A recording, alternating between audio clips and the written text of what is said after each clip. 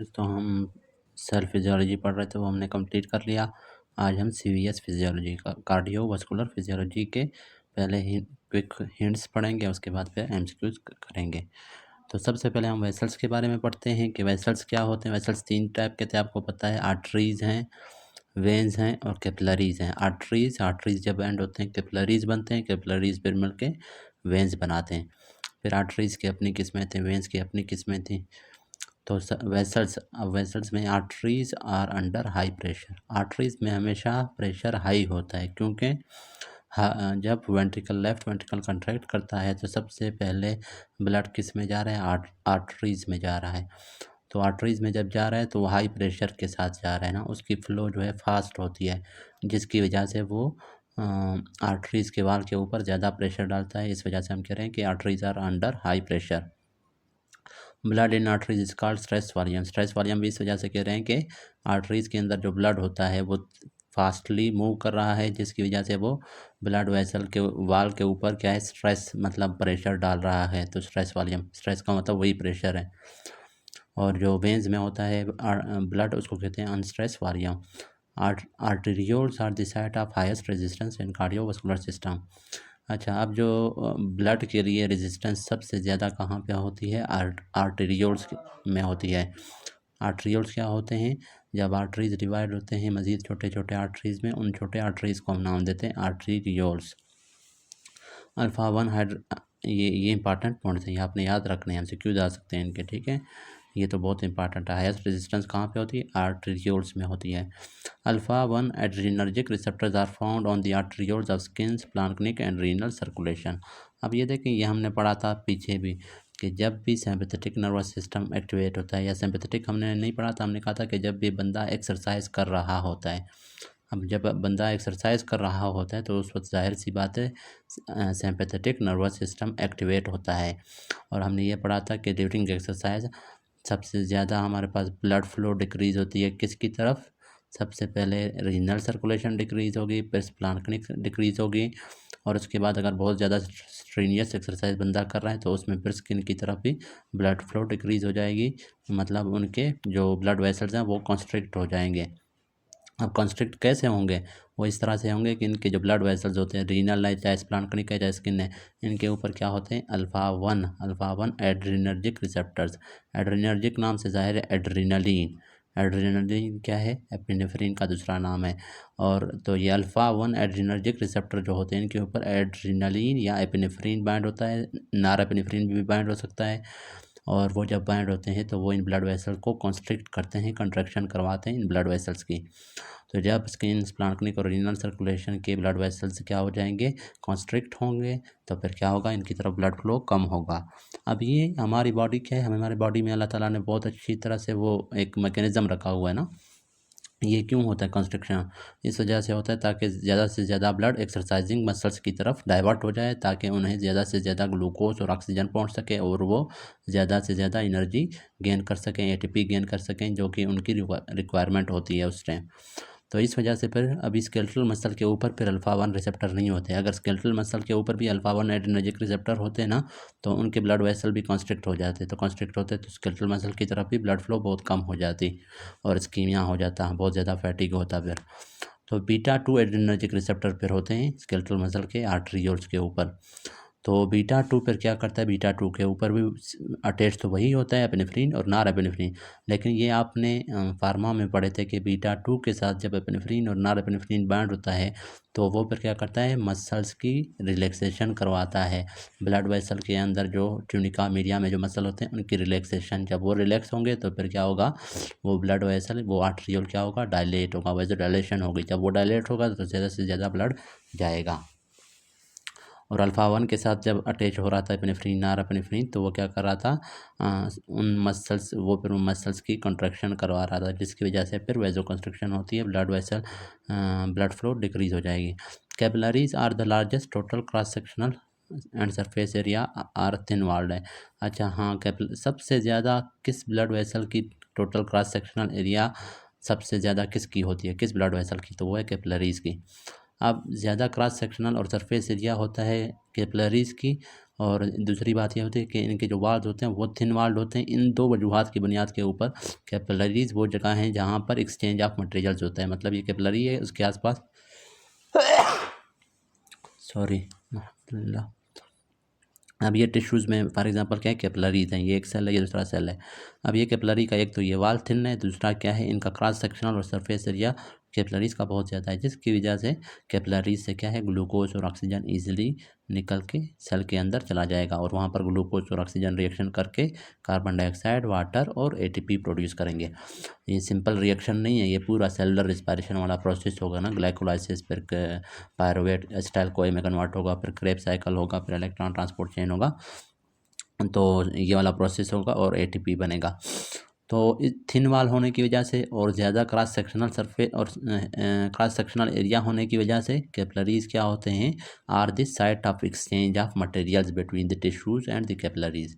समझ आ रही है ना कि कैपिलरीज यहाँ से सेल से क्या होंगे, वेस्ट प्रोडक्ट हो गए, कार्बन डाइऑक्साइड हो गए, वो सारा एंटर होगा किसमें, कैपिलरीज में, क्योंकि कैपिलरीज का वाल थिन है और दूसरा क्रॉस सेक्शनल एरिया ज़्यादा है।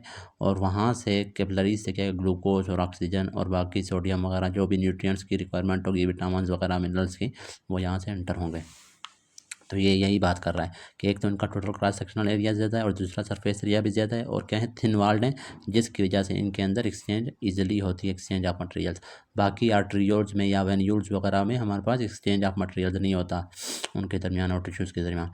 वेन्स अच्छा, venules are formed from merged capillaries. अब यही कैपिलरीज हमारे पास बहुत सारे कैपिलरीज जब आपस में मिल जाते हैं तो फिर क्या बनाते हैं, एक कैपिलरी है, ठीक है, इस तरह बहुत सारे कैपिलरीज, यहाँ से दूसरा कैपिलरी आ रहा है, ये सारे जब मिल जाते हैं तो क्या बन जाता है, एक वेन्यूल बन जाता है। और वेन्यूल जब मिल जाते हैं फिर क्या बनता है, वेन बनता है। मर्ज्ड कैपिलरी का यही मतलब है ना, कैपिलरीज के मिलने से वेन्यूल्स बनते हैं।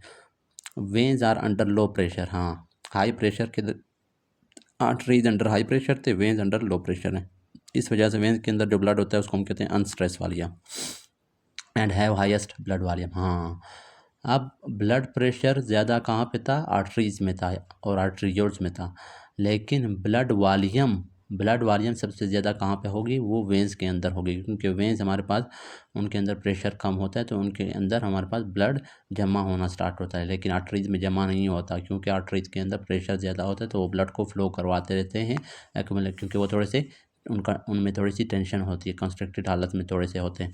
लेकिन वेंस के अंदर हमारे पास कंस्ट्रक्शन बिल्कुल भी नहीं होती, बिल्कुल वहाँ पर जो ब्लड होता है उनके ऊपर कोई प्रेशर नहीं होता, इस वजह से वहाँ पर ब्लड जमा होना स्टार्ट हो सकता है और उसको हम लोग कहते हैं क्या, इस वजह से हम कहते हैं वहाँ पर ब्लड वॉल्यूम सबसे ज़्यादा होती है ना, ब्लड जमा हो सकता है वहाँ पे। वेंस है, अब वेंस के ऊपर भी अल्फा 1 एड्रेनर्जिक रिसेप्टर होते हैं।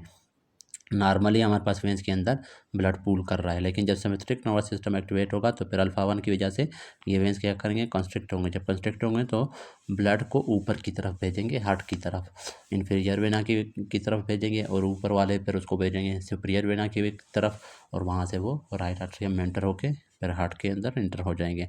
अच्छा, फिर आगे है आर्टीरियल प्रेशर। अब आर्टीरियल प्रेशर, आर्टरीज का प्रेशर जो होता है, the most important determinant of pulse pressure is stroke volume.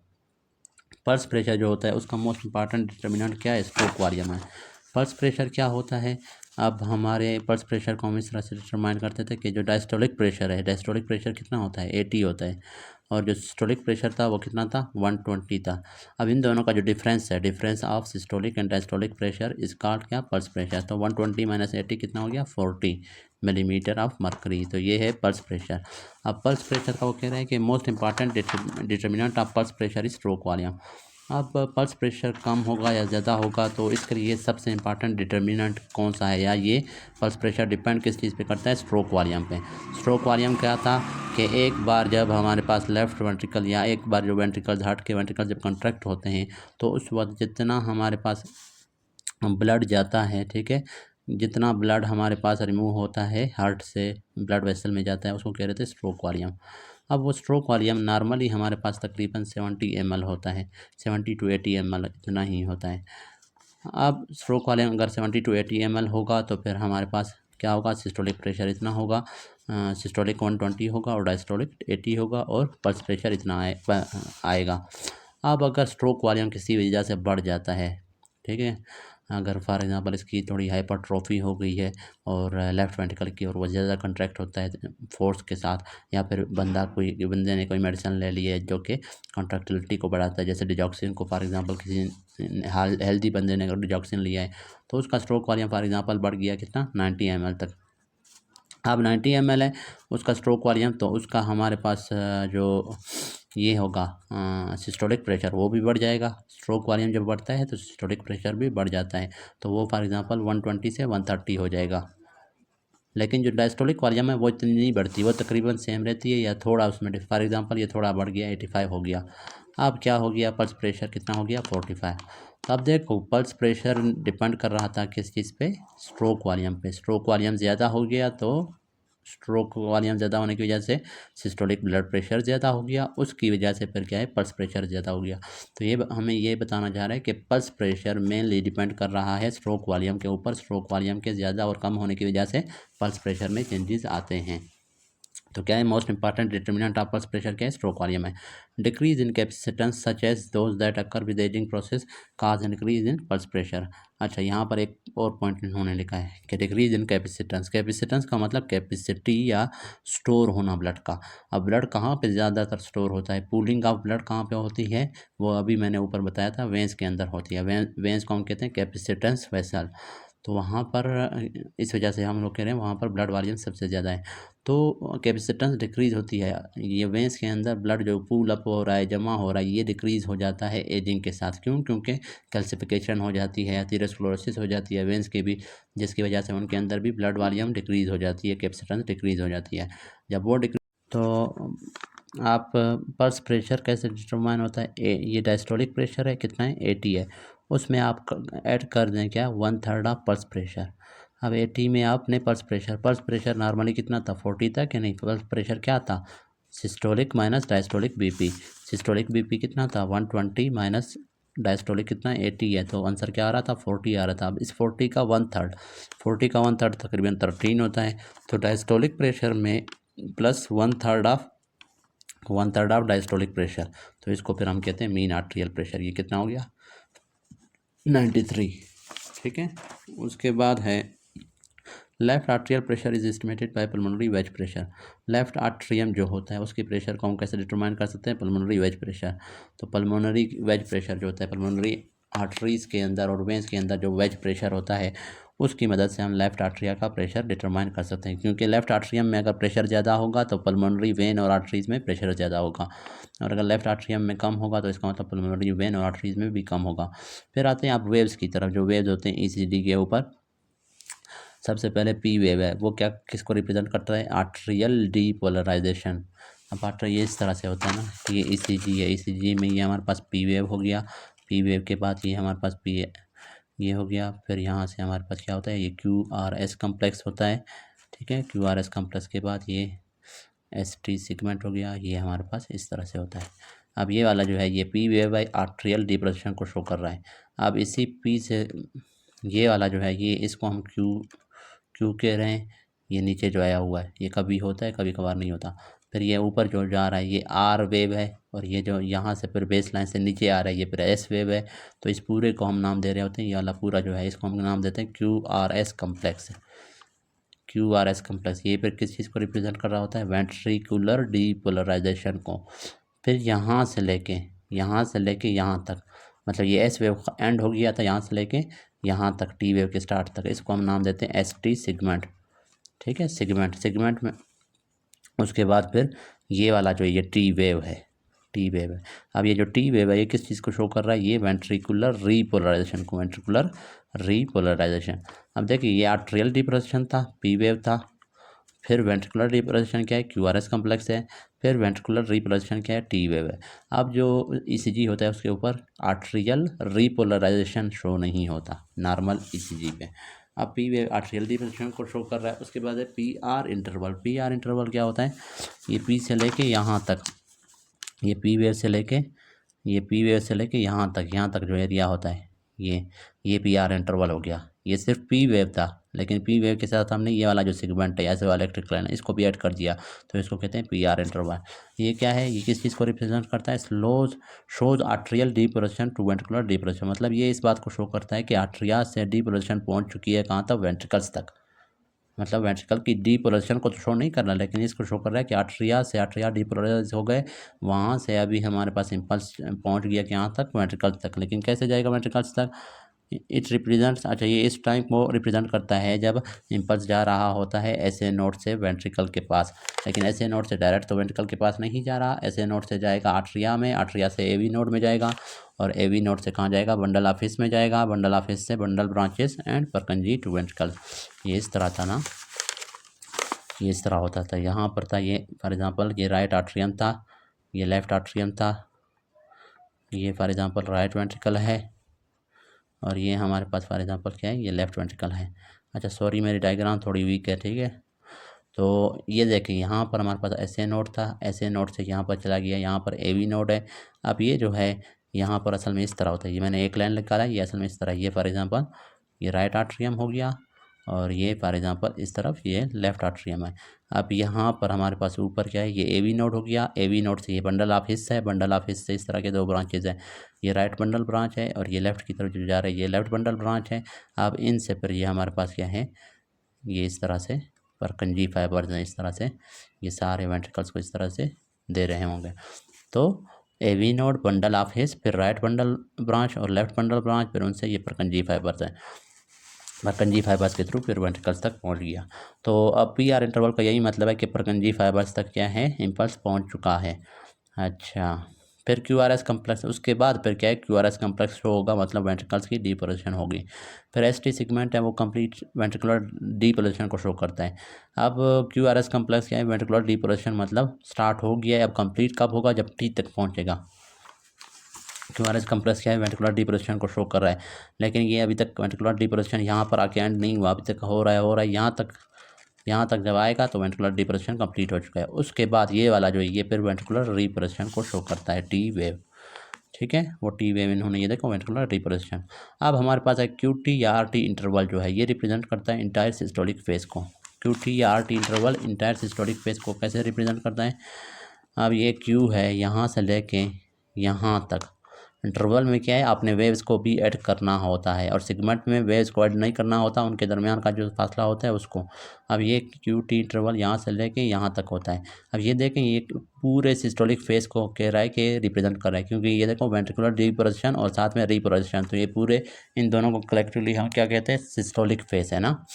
मतलब सिस्टोल में क्या होता है, वेंट्रिकल कंट्रैक्ट होते हैं, तो वेंट्रिकल कंट्रैक्ट कब होंगे, तो जब वेंट्रिकुलर डीपोलराइज होंगे और वापस रिपोलराइज भी होंगे तो उस वक्त वेंट्रिकल्स क्या होते हैं, कंट्रैक्ट होते हैं।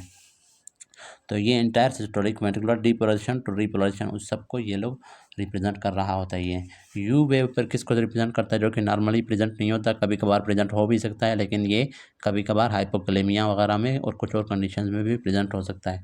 ये पेपिलरी रिपोलराइजेशन को शो कर रहा होता है, रिप्रेजेंट कर रहा होता है। फिर एक्शन पोटेंशियल अभी हम पढ़ रहे हैं आर्ट्रिया में किस तरह से होते हैं एक्शन पोटेंशियल वेंट्रिकल्स और परकंजी सिस्टम में, पहले ये पढ़ेंगे उसके बाद ऐसे और ये भी नोट का पढ़ेंगे। अब आर्ट्रिया वेंट्रिकल्स और परकंजी सिस्टम में पहले होता है फेज जीरो, ये फेज जीरो है, अप स्ट्रोक है, मतलब -90 से चला गया, -90 से या 70 से ये चला गया कहाँ तक, फॉर एग्जांपल +10 तक। ये हमारे पास क्यों हुआ, क्योंकि सेल के अंदर ये जो सोडियम चैनल थे वोल्टेज गेटेड वो ओपन हो गए, सोडियम अंदर आ गया, और ये -70 से सेल का पोटेंशियल क्या हो गया, +10 हो गया। इसको कहते हैं फेज जीरो।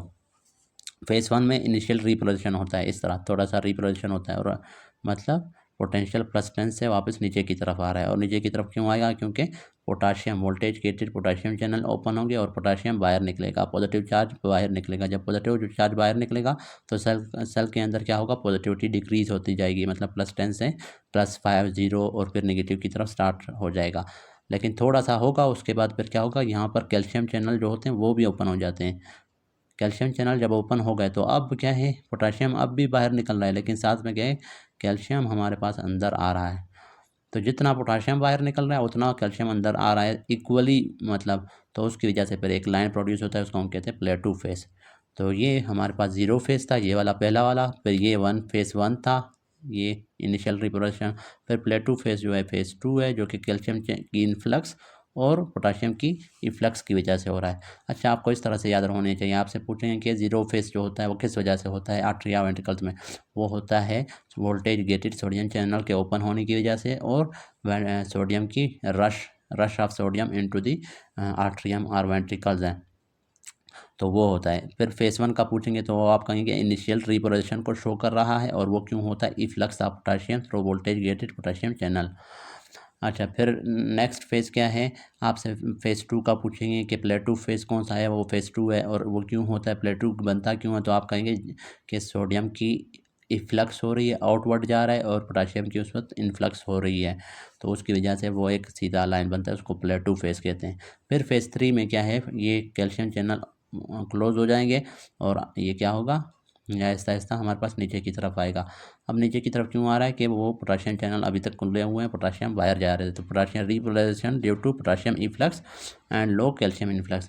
कैल्शियम यहाँ पर इन्होंने लिखा हुआ है, मतलब क्लोज हो गए, ज़्यादातर थोड़े बहुत खुले हुए हैं, तो थोड़ा बहुत सोडियम आ रहा है, इस वजह से बिल्कुल स्ट्रेट लाइन नहीं बन रहा, स्लोली नीचे की तरफ जा रहा है ना। अगर सिर्फ पोटाशियम बाहर जा रहा होता तो इसकी तरह, ये जो है इसकी तरह का स्ट्रेट लाइन बन जाता, तो ये इस तरह से टेढ़ा लाइन बन रहा है ना। टेढ़ा लाइन इसका मतलब थोड़ा बहुत सोडियम अंदर आ रहा है, लेकिन ज़्यादातर क्या है, पोटाशियम बहुत ज़्यादा बाहर जा रहा है, उसकी वजह से नेगेटिविटी की तरफ सेल जा रही है।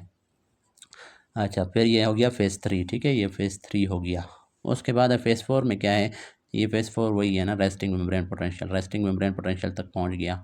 अच्छा, इनवर्ड एंड आउटवर्ड पोटाशियम, और रेस्टिंग मेम्ब्रेन पोटेंशियल में क्या है, जितना हमारे पास पोटाशियम बाहर जा रहा है उतना ही पोटाशियम अंदर आ रहा होता है, इक्वल होता है। मतलब ये वाले चैनल क्लोज हो गए, दूसरे जो चैनल होते हैं जो कि हमारे पास पोटाशियम या सोडियम लीकी चैनल होते हैं ना, वो सिर्फ ओपन, पोटाशियम लीकी चैनल सिर्फ ओपन होंगे, ठीक है, फेज़ 4 में। तो ये आपका था आर्टरिया वेंट्रिकल और पुरकिंजी सिस्टम में जो एक्शन पोटेंशियल का। अब ऐसे नोड जो होता है उसमें थोड़ा डिफरेंट होता है। उसमें जो होता है, ये जो अप स्ट्रोक होता है वो सोडियम की वजह से नहीं होता, वो बल्कि कैल्शियम चैनल्स की वजह से होता है। अब इनमें भी ऐसे नोड और ए वी नोड दोनों में इसी तरह होता है।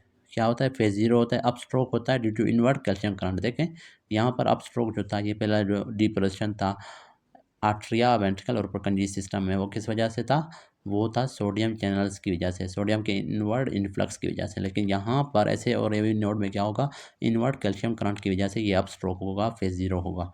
अच्छा, ये हो गया, एवी नोड में भी इसी तरह होता है। फिर है फेज 3, इसमें डायरेक्ट फिर फेज 3 है, पहला हो गया, ठीक है, ये वाला सीन हो गया, ठीक है, फॉर एग्जांपल। अब क्या है, फेज 3, अब फेज 3 में क्या है, repolarization due to potassium influx. अब इसमें प्लेटो फेज नहीं है, अब इसमें इस तरह से होता है, रीपोलराइजेशन स्टार्ट हो जाएगा। फेज 0 है, फेज 3 है डायरेक्ट, ठीक है ना। मतलब वो जो फेज 1 और फेज 2 था, ये जो मैंने यहाँ पर बनाए हुए थे, ये देखो, ये 0 था, फिर ये फेज 1 था, फिर ये फेज 2 था, ये दोनों फेज इसमें नहीं है, इस वजह से हम लोग डायरेक्ट कह रहे हैं कि 0 है, उसके बाद फेज 3 है, ये वाला फेज है, तो फेज 3 है, ठीक है। यहाँ पर पोटाशियम इफ्लक्स हो रहा है, पोटाशियम बाहर जा रहा है, तो वापस हमारे पास सेल का जो पोटेंशियल है वो माइनस की तरफ आ जाएगा, क्योंकि पॉजिटिव चार्जेस बाहर जा रहे हैं। फिर उसके बाद phase 4, it is slow depolarisation ने accounts for the pacemaker activity of SA node. अच्छा, ये हो गया। अब क्या है, फेज़ 4 जो होता है, फेज़ 4 फिर क्या होता है, उसमें क्या होता है, फेज़ 4 में ये फेज़ 3 था, फॉर एग्ज़ाम्पल ये यहाँ से -70 से, ये -70 से किया यहाँ तक +10 तक, फिर +10 से ये वापस आया -70 से भी नीचे, कहाँ तक, -90 तक आ गया।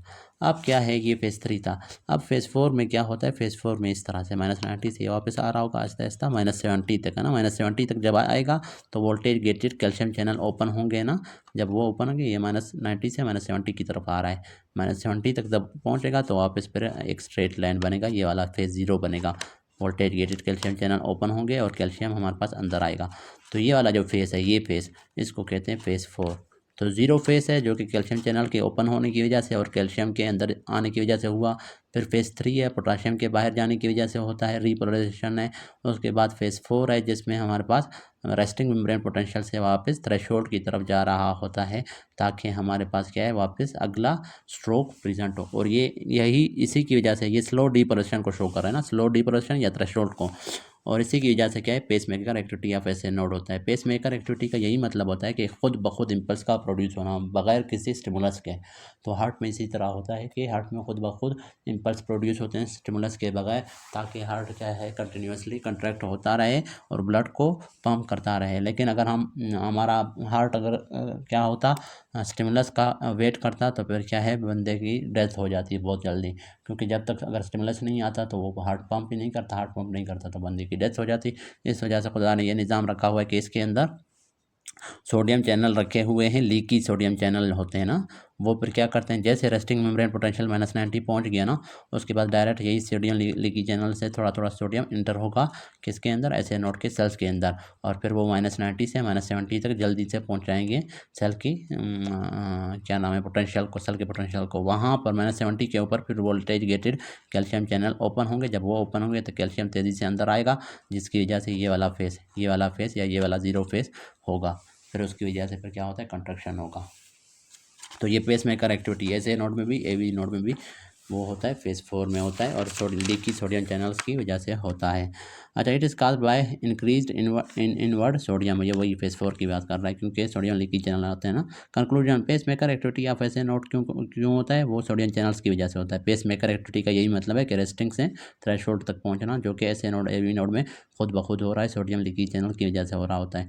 फिर action potential of pacemaker, action potential of pacemaker के ये मतलब थ्रेशोल्ड से -70 से लेकर +0 तक या +10 तक, 0 तक या +10 तक जो होता है, इसको कहते हैं एक्शन पोटेंशियल या डीपोलराइजेशन। तो पेस मेकर की वो एक्शन पोटेंशियल की एक्टिविटी किस वजह से थी, कैल्शियम चैनल की वजह से थी। शुरू वाली जो एक्टिविटी थी -90 से -70 तक जो आ रहा था, जिसको हम लोग पेस मेकर एक्टिविटी कह रहे थे, वो sodium channels, sodium leaky channels की वजह से था। लेकिन उसके बाद जो डीपोलराइजेशन या अप स्ट्रोक था वो पेस मेकर का, वो किस वजह से था, सोडियम चैनल्स, कैल्शियम चैनल्स की वजह से था। लेकिन इसके अलावा कार्डिक मसल्स जो होते हैं, वेंट्रिकल्स, आर्टरी या परकंजी, उनका जो हमारे पास फेज 0 था या एक्शन पोटेंशियल था, वो किस वजह से था, सोडियम चैनल्स की वजह से था। ये आपने याद रखना, ये इंपॉर्टेंट पॉइंट है। अच्छा, ये आज यहाँ तक काफ़ी है इस लेक्चर में। नेक्स्ट लेक्चर में फिर आगे पढ़ेंगे। कुछ समझ नहीं आया तो आप कमेंट्स में पूछ सकते हैं। Thank you.